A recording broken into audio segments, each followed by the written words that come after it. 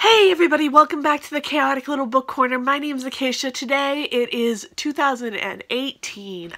Wow, how did that happen? I have missed you guys. I've been gone for a week, and within that week I got very sick and I didn't leave my bed. And so today is the first day that I'm up. So I'm still sick, and I'm sure you can hear it in my voice. But I want to film these videos for you guys, so I'm going to do that, and I can edit them as I go. Easy as enough. So, forgive the onesie. I am not motivated to put on human clothes. I am still in my crisis costume. So, it's all good. Alright, so let's do a book haul. So I'm going to have two book hauls this week. The first one is today's book haul, which is all the books that I bought or was sent for review by publishers. Second book haul, of course, will be my Christmas book haul. So just bear in mind that these books I either paid for myself or was sent by the publishers. And then tomorrow's video or the next day, I'm not sure how I want to do it, is going to be books that I received for Christmas. Yay! Alright, so let's start with the ones I was sent for review.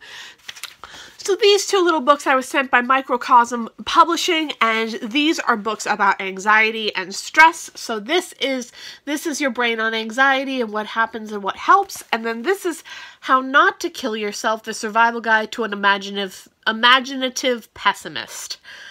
So, both of these are just talking about depression and anxiety and feelings of loss and just exhaustion and how to kind of deal with it and how to cope and what to do with those feelings of depression and anxiety. So, both of these are going to be either beneficial to me or feel like they're preaching. I am not sure. I've read a book by this publishing house before, and it did not feel preachy at all. It felt pretty good. I definitely have high hopes for it to go well. Then I was sent this by Penguin Press. This is Zadie Smith, Feel Free. This is essays by Zadie Smith. I have started this. It's going to be a while because it is a chunkster. It is coming in at 435 pages, and it's all essays. So that'll take me a little bit of time, but I'm very excited to dive into this. I love Zadie Smith as an author, and I need to read more by her. And I am very excited to have the opportunity to read her book before it gets published. It comes out on February 6th of 2018. Ha! We're in 2018, guys. How weird is that?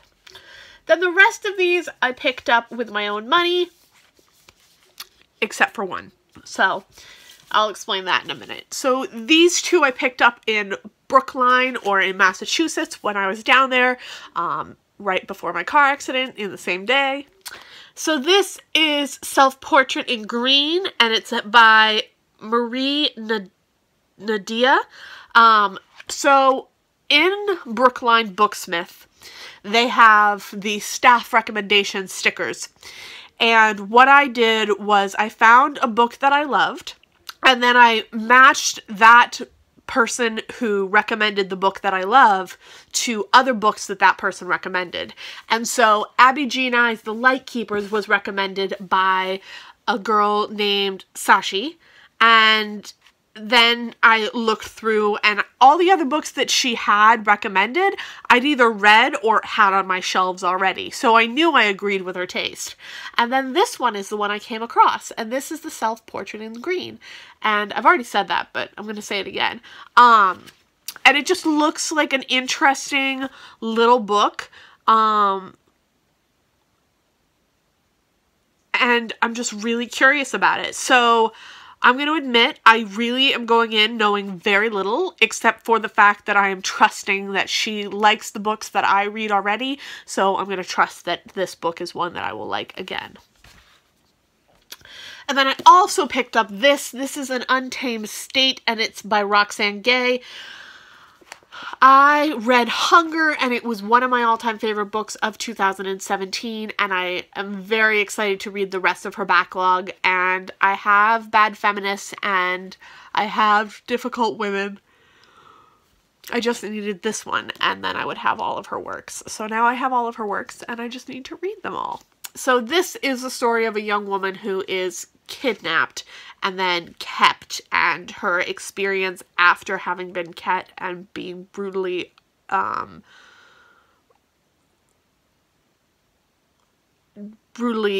damaged while she was in captivity. So this is going to be a lot of PTSD and a lot of scariness to it, but I'm ready. I just have to be in the right mindset to read that for sure. Then at Print Bookstore, I picked up A Beautiful Terrible Thing, a memoir of a marriage and betrayal. This is about a woman who realizes that she is married to a sociopath, and this is her story. So she finds out that her husband is not who he says he is, and he is making her feel crazier and crazier, and it turns out that he is a sociopath, and this is the story of that experience. So I'm curious about that one. Next we have this. This is Redwall, and it is by Brian Jacks, and I haven't read this since I was young. I remember really loving it and feeling really, really good about it as a child, but I haven't read it in a while, so I figured I might as well pick it up and read it again. I was planning to read it in December, but I just didn't end up picking it up as one that I felt very, very excited about. But I know that eventually I'll have a readathon where I'm requested to read something that has like red on the cover or a mouse. You know, because readathons always ask you to read about a book with a mouse. Then Ailment released in the US, and this is by Fiona Mosley. This is the story of a man who has 2 children that he is homeschooling, and he has anger issues, I believe. And this is all about the experience of what constitutes owning your own property, what constitutes property, what is it like growing up without social commentary and rules.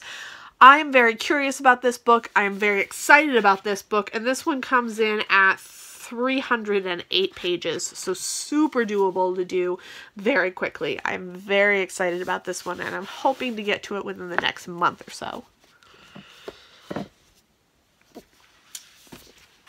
Then I picked up Paperweight, and this is by Meg Hastings, and this and another book were recommended by Joss from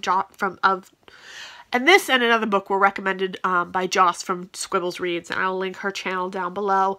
I bought this and I read it in one sitting. I had a day of doctor's appointments, and I spent 3 to 4 hours in waiting rooms because all of my doctors are an hour away from home, and I don't have a car. So I would get dropped off somewhere an hour early, and I would sit and wait, and then I would have to just wait for my car to come pick me up again. Well, not my car, but like my mother. So I spent a lot of time in waiting rooms, and in that process I finished this book, and it was fantastic, and I will be doing more of a review in my wrap-up for sure, because this was great. But this is the story of a woman with a young girl with anorexia and her experience in a recovery center. So yeah, it is harsh and intense and really, really haunting. I really, really enjoyed it, so I will talk about that in the wrap-up. This one I was sent because I won it on Goodreads. This is Princesses Behaving Badly by Linda Rodriguez McRobbie, and it's real stories from history within fairy tale endings. I kind of love the new cover. It's like an anime character. So, and it's really beautifully published, like really solidly published. It's got great like siding, and then each chapter starts with a full page of like beautifulness, and it's super special. I'm really, really impressed with how they published this. So I'm very excited to dive into this, and I was not expecting to win it. So it was a very nice little surprise. This is the second one that was recommended to me by Joss. This is Sorry to Disrupt the Peace by Patty Yumi Cantrell. And this is the story of a young girl who is waiting for her sofa to arrive when she finds out that her brother has died. And it is her experience of going home after that.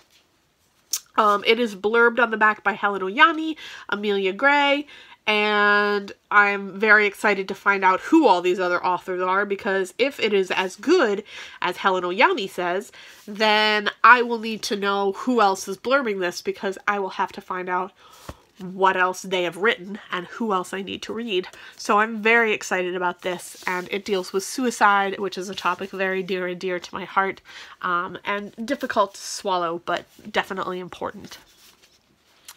I picked up Sylvia Plath's collective poems. I did end up finishing this in December. It was a quick read. It's not really that difficult because it is just poetry, but it's very sad and depressing, plus very beautiful, and I really enjoyed it. So I highly recommend this if you're a Sylvia Plath fan, but I'll talk about it more in my wrap-up. There's really not a lot to say, but... And then I treated myself to Goodnight Stories for Rebel Girls #2, which comes with a map. I'm not going to open it because it's huge. Woo!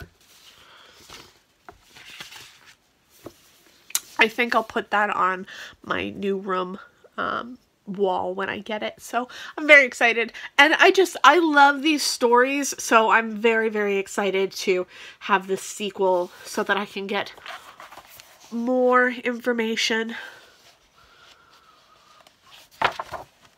about different women who are just amazing.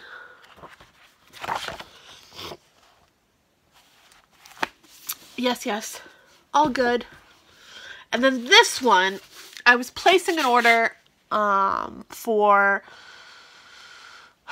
a friend of mine. Well, not a friend of mine. I was placing an order for a gift for a friend of mine. There we go. That's how I explain it. At Powell's. And I went on to their staff picks just to see if there was anything that I needed. And this was considered magical realism at its finest. And this is The Careful Undressing of Love. And it's by Corey Ann Haydu. And this is the story of a town where there is a curse upon the young girls that any man who falls in love with them will die. And it is just a magical realism story about that town. And I am very much looking forward to this. It should be fabulous. And yes, I'm very excited. So yeah, there's that.